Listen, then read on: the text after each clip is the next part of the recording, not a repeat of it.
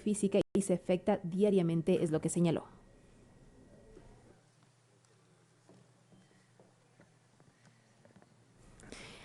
Escuchamos la intervención de la señora asambleísta María Mercedes Herbst. Al país que nos escucha. El día de hoy esta Asamblea Nacional del Ecuador se encuentra tratando las objeciones remitidas por el Ejecutivo a una ley tan importante y susceptible por su naturaleza, la misma que en muchas ocasiones no se le ha dado la importancia necesaria y hoy por hoy se torna imperante su vigencia y su aplicación.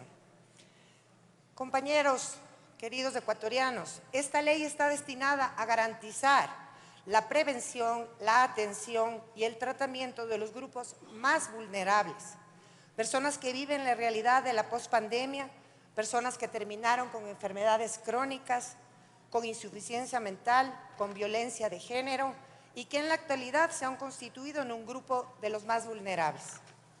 Colegas legisladores, es una realidad inminente que el Ecuador cuente con una ley de salud mental, que desde enero a junio del 2022 se han reportado 241 casos de suicidios y que si se revisan las cifras de intento de suicidio, se tiene que de enero a junio del mismo año se han registrado 401 casos. Las provincias con mayor reporte de suicidios son Pichincha, Guayas, Esmeraldas.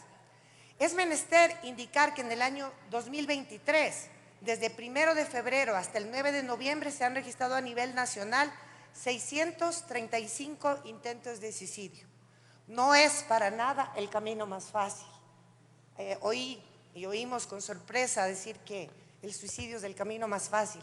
¿Cuánto sufrimiento, cuánto dolor tiene que soportar una persona para tomar este trágico desenlace? Por otra parte, después del decreto presidencial, en donde se dispuso la eliminación de la tabla de drogas, corresponde una obligación estatal que se presente y que esté el tratamiento y la rehabilitación para los consumidores ocasionales, habituales y permanentes.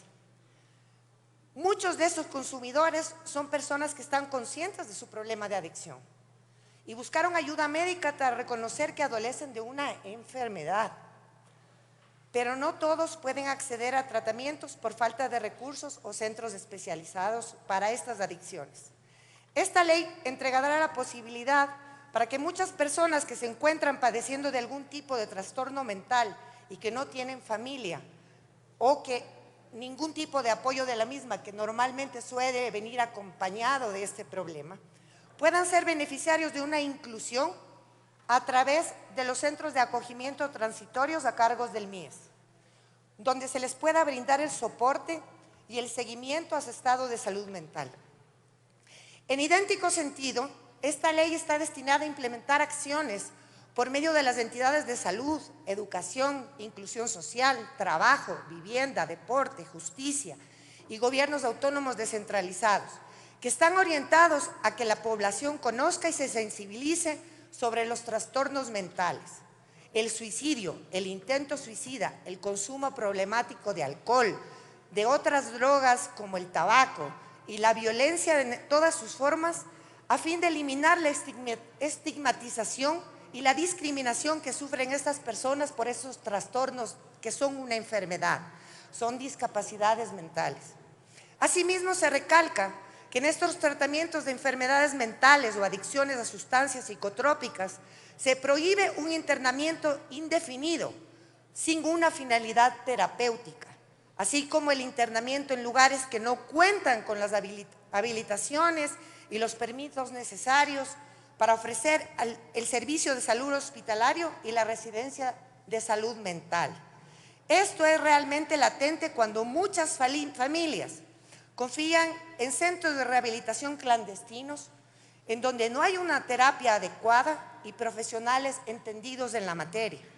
En estos muchos casos se aplican procedimientos y tratamientos que son irreversibles, tratamientos de esterilización, tratamientos postquirúrgicos. Se debe considerar que el internamiento voluntario también existe una figura legal con un actor de la ley, un actor externo que vele por el cumplimiento de la integridad de la persona y de su libertad. Es más, de una ocasión un paciente entra voluntariamente a uno de estos centros de rehabilitación y luego no se le permite salir. Se alega incapacidad mental o cualquier otra causa que lo impida. En realidad se secuestran a los pacientes. Tiene que existir un responsable técnico, médico, legal, que permita un seguimiento y autoría del paciente internado, voluntaria e involuntariamente, que deba ser obligatorio y de carácter mensual. Adicionalmente, es necesario establecer los lineamientos de psicoderechos y neuroderechos. El concepto de neuroderechos surge de la necesidad de proteger, de cuidar y de advertir al mundo el riesgo potencial que existe cuando la tecnología puede ser utilizada en contra de los derechos fundamentales del ser humano.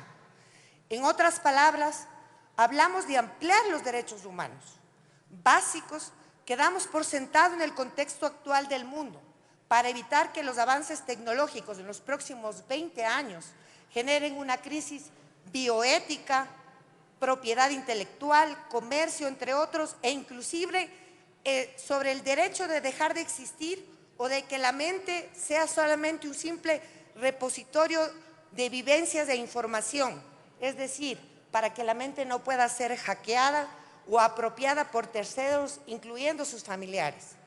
Los neuroderechos son en el fondo el miedo racional que varios de los diferentes especialistas en el campo de la salud mental actual tienen. Es que la tecnología logre decodificar, invadir, extraer, modificar o controlar de alguna manera la mente. El pensamiento, la conciencia, la identidad, la libertad de acción, la privacidad de nuestra mente. Están a punto de poder observarse con máquinas. Solo basta con atender el proyecto Neuralink de Elon Musk, podemos percatarnos de la urgencia de avanzar en las neurociencias, en la biotecnología, en la bioética, en el derecho, en la medicina, que deben colaborar y crear un mecanismo de protección universal dentro de los derechos humanos. Finalmente, no podemos olvidarnos que se debe también proteger a los prestadores de los servicios de salud, a los médicos, a los psiquiatras, a los psicoterapeutas, a los psicólogos, a los psicorehabilitadores, entre otros. Es necesaria una figura de protección por el desgaste psíquico que experimenta esta profesión, pero también el riesgo de la integridad física al tratar casos de personas con psicopatías o adictos en abstinencia que demandan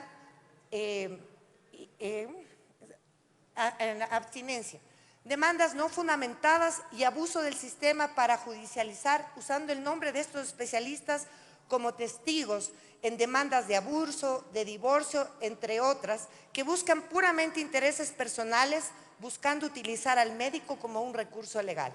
Muchos casos hemos visto que se citan a los médicos luego de los tratamientos a los que se somete una persona para, en base a esta experiencia del médico, poder dar sentencia a los casos.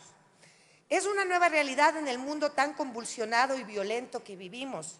La salud mental es importante para el desarrollo de las personas. Hay que entender que se debe priorizar la psiquis.